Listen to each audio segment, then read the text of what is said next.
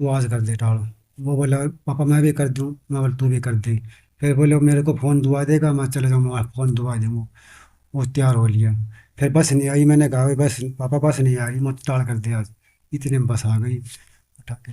एक बार ये पेपर दे रहा था 10वीं में के, तो मैंने वहाँ पकड़ा, भाग के यहाँ से भगाया, भागा के लेकर मैंने वहाँ पकड़ लिया वहाँ के पास। वो कैसे भगा रहा है, बोल तार तेरे को पेपर लेट हो रहे हैं। जब मैंने कहा इसे उतर तू, उठा ले बैठा के चलूंगा मैं इसको, मैं उठा बैठा के। महेंद्रगढ़ में एक भीषण सड़क हादसा होता है जिसमें स्कूली बच्चों से भरी बस पलट जाती है और उसमें 6 मासूम बच्चों की वो दर्दनाक मौत हो जाती है। इस बीच हम पीड़ित परिवारों के साथ मौजूद हैं और इनसे जानेंगे कि इनको किस तरह से इस हादसे की जानकारी लगी और क्या ये पुलिस की जो जांच चल रही है उससे संतुष्ट हैं। मेरे साथ जो रिक्की जो बच्चा था उसके पिताजी महेश मेरे साथ मौजूद हैं, इनसे बात करेंगे। सर, कैसे आपको जानकारी लगी? मेरे पास फ़ोन आया था, बक्सी बस एक्सीडेंट हो गई। जब मैं वहाँ पर पहुँचा तो अस्पताल में क्या था पर उसकी। आप कहाँ कब पहुंचे? यहाँ से कितने बजे कॉल आया लगभग आप? मैं यहाँ बैठाया था, मैंने 8:35 पे 10-15 मिनट के बाद ही मेरे पास फ़ोन आया। क्या बस लेट थी उस दिन? हाँ, आधा घंटा लेट थी, 35 मिनट लेट थी, फिर मैंने बैठा दिया था। वो चला गया, बस खड़ा भी ऐसा चला रहा था, मैं कही रहने दे छुट्टी है आज की। बस नहीं आई, वो एकदम बस आ गई, बैठा के ले गया, डटा भी नहीं। बीच में बैठता था और गैल में बैठ गया। तो आप हॉस्पिटल पहुंचे, किस तरह की व्यवस्था आपने देखी? क्या उपचार के लिए वहाँ सही व्यवस्था थी? मैं गया, जब भीड़ हो रही थी किसी ने बढ़ने नहीं दिया, लेकिन मैं धक्का पक्का मार के बढ़ा तो डॉक्टरों ने मेरे से बोले कहाँ है तो लड़का कहाँ है, लड़का दिखाओ। मैं लड़का था दोनों। बढ़ के देखा तो हमने एक मैच पे लिटा रखा था, उसके ऊपर चादर ढक रखी थी और 4-5 लेट रही थी। मैंने सारा उगाड़ उगाड़ के देखा तो मैंने वो।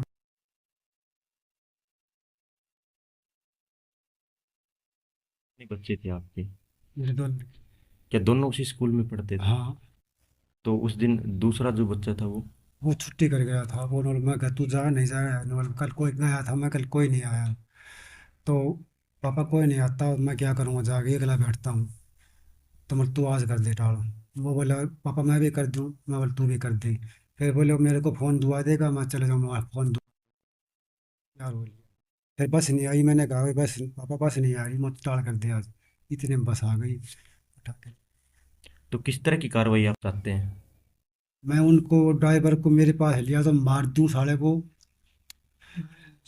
वास करता है वो, मेरी बच्चे एक बार एक और जैसे बैठाया था मैंने उससे, उस बस में, तो उसने भगाई बस ब्रेक कर कुदा दिया, तो वो टाँट में लगी जो एक्सपायर हुआ है। तो उसने मेरा कही पापा बस वाला भगाता है बस को, ब्रेक कर कुदा दिया। तो मैंने मास्टर के पास फ़ोन करा, मास्टर जी बोले कोई नहीं भाई, कल से बस बदल देंगे। तो कोई कार्रवाई नहीं हुई, बस नहीं, नहीं बस बदली? नहीं बदली। एक बार ये पेपर दे रहा था 10वीं में के, तो मैंने वहाँ पकड़ा, भाग के यहाँ से भगाया, भागा के लेकर मैंने वहाँ पकड़ लिया वहाँ के पास। वो कैसे भगा रहा है, बोल तार तेरे को पेपर लेट हो रहे हैं। जब मैंने कहा इसे उतर तू, उठा ले बैठा के चलूंगा मैं इसको, मैं उठा बैठा के छोड़ कर आया। कितने दिनों से बच्चा उस स्कूल में पढ़ रहा था? 1 साल से। तो क्या ड्राइवर पहले भी बच्चे सूचना देते थे कि नशा हाँ, है? रोज देते थे मास्टर से फोन आता, मास्टर जी बस बदल दो। बोल कोई बात नहीं, बदल देंगे, अब फिर आपका आराम से लाएगा, ऐसा करेगा ऐसा करेगा। क्या बनना चाहता था?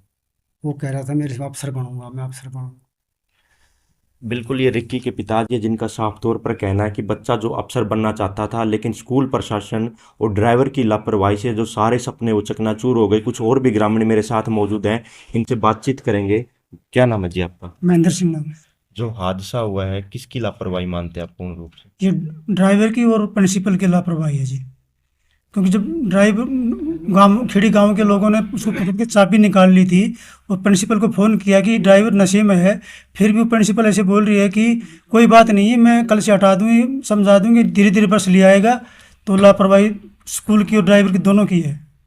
प्रशासन से क्या मांग करते हैं? कट सख्त सख्त कार्रवाई हो, स्कूल के क्लोज किया जाए उसको, और जितने भी दोषी हैं उनकी सज़ा मिले। बिल्कुल, कुछ और भी लोग हमारे साथ मौजूद हैं, इनसे बात करेंगे। क्या नाम है जी आपका? सजन सिंह। आपको जैसे कि बसों के अंदर बता रहे हैं कि 40 से 50 की स्ट्रेंथ थी, किस तरह से देखते हैं? अभी बिल्कुल बिल्कुल नाजायज़ है। अगर किसी भी स्कूल में या किसी भी डिपार्टमेंट में इस तरह के बच्चों को ले जाया जाए तो सेफ्टी यही है कि सीट टू सीट जाना चाहिए, और जो ड्राइवर है उसका हैवी लाइसेंस होना चाहिए। ये सरकार की अपनी मतलब एक रिस्पॉन्सिबिलिटी है कि उसको चेक करे और आगे के लिए उस पर थोड़ा सा लगाम हो। अब यहाँ इन्होंने सस्ते के चक्कर में स्कूल वाले क्या करते हैं, जहाँ एक ही रूट पे दो बसें लगने की एक बस लगाते हैं, चार्ज वही पूरा लेते हैं जो उन्होंने लेना है। प्लस में ड्राइवर है वो सस्ते रखते हैं, जो यहीं से कहीं से लोकल से जो ट्रैक्टर चलाने वाला पकड़ लिया, कोई भी शायद पकड़ लिया तो वैसा ही काम करेगा जैसी सैलरी देगी। तो फिर हादसा तो होने का चांस है अपने आप ही ऑटोमेटिक होता है। कोई शराब पीने वाला लगा लिया, कोई ट्रैक्टर चलाने वाला लगा लिया, सस्ते में तो ऐसे ही मिलेंगे। अगर मोटरसाइकिल लेकर आप सड़क पर निकलते तो पुलिस चालान कर देती है। बिल्कुल। स्कूल बसों को किस तरह से देखते हैं? अब स्कूल बस हो तो कुछ तो भी होगा उसमें, भाई कुछ भी तो इसमें कोई न कोई सरकार का हाथ या किसी की लापरवाही कुछ न कुछ तो उनका होगा, जो उनको कोई नहीं पूछता कि भाई ड्राइवर पास लाइसेंस है कि नहीं है। अगर कोई भी बंदा लेकर लेके मोटरसाइकिल लेकर गया, हेलमेट नहीं है तो उसका चालान काट दिया, अगर उसके पास लाइसेंस नहीं है तो उसकी मोटरसाइकिल जब्त कर दी। तो ये जो स्कूल की बसें चल रही हैं इनकी छानबीन क्यों नहीं हो रही? जो आज से इतने दिन तक अभी आज छानबीन हुई, जब मालूम हुआ कि उसको तो उसके डॉक्यूमेंट्स ख़त्म हो गया, 3 साल हो गए, 5 साल हो गए, ड्राइवर है उसके पास लाइसेंस ही नहीं है। जो इतने छोटे बच्चे हैं, होनहार बच्चे हैं उनके भविष्य के साथ अगर इस तरह का हो रहा तो आम जनता का तो फिर कोई मतलब ही नहीं है। उसका तो यही हुआ, अब प्रशासन की बिल्कुल ही लापरवाही है। अब आम जनता को तो चाहे वो किसी भी तरह यूज़ करेंगे, पर जो पैसे वाले हैं, जो फर्म हैं, जो मोटी पार्टियां हैं, वो स्कूल समझ लो चाहे कोई समझ लो, वो चाहे कुछ भी करो, उनको कोई कुछ कहने वाला नहीं। स्वास्थ्य सुविधाओं की बात करें जिले में तो अधिकतर बच्चों को रेफर करना पड़ा है, क्या कारण मानते हैं? हाँ, तो स्वास्थ्य सुविधा यहाँ की वीक थी तभी तो रेफर करना पड़ा। अगर यहाँ व्यवस्था होती तो जैसे कल ही बच्चों का साथ घटना घटी, सारे बच्चे प्राइवेट में गए, सभी बच्चे प्राइवेट में लेके गए। अगर ये इसके कैना ब्लॉक में कितने गांव आते हैं, इसमें अगर कोई एक सरकारी संस्था जो ऐसी बढ़िया हो, जो कोई भी छोटी मोटी घटना घट जाए, 10-20 बेड या 10-20 उनकी व्यवस्थाओं की, तो कहीं प्राइवेट में ले जाने की जरूरत नहीं होती। ये तो चलो अभी ये हादसे के बाद में सरकार ने अलाउ कर दिया, नहीं तो आम जो कोई भी छोटी मोटी घटना हो जाती है, कोई एक्सीडेंट हो गया और वो प्राइवेट में जाता है, अगर वो बेचारे के साथ हादसा भी हो गया प्लस में उसके 2-4-5 लाख रुपए लग गए, उसको सरकार थोड़ी देती है? देता है कोई नहीं देता। ये बड़ा हादसा हो गया इसलिए सरकार ने इस कबूल करना पड़ा और ये व्यवस्था होगी, नहीं तो हर आदमी मतलब इसका शिकार है। ये तो व्यवस्था अगर करीना ब्लॉक में हो जाए तो ये अड़ोस पड़ोस के लिए बहुत अच्छा होगा, और ये कल साबित भी हो गया भाई। अगर करीना के अंदर ये सारी व्यवस्था होती तो प्राइवेट में जाने की जरूरत ही नहीं पड़ती ना लोगों को, अपनी मजबूरी में सब प्राइवेट में जाते हैं। आपका जो बच्चा था वो कौन सी कक्षा के अंदर पढ़ता था? ये 8 8वीं कक्षा के अंदर। वो स्कूल से घर आता था तो बताता था कि ड्राइवर नशा करता है, कभी हाँ शिकायत की स्कूल को? सबकी थी।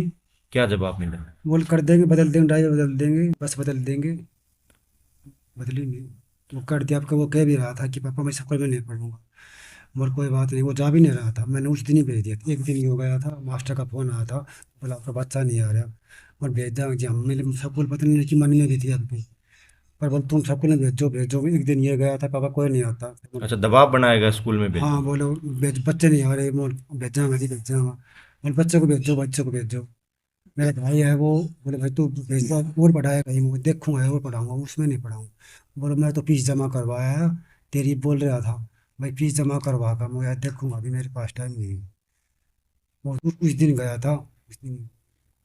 खेल में भी कोई रुचि थी? हाँ फुटबॉल खेलता था, लिया भी रखे है, और रेस मारता था, जूता जूता लिया रखे मैंने।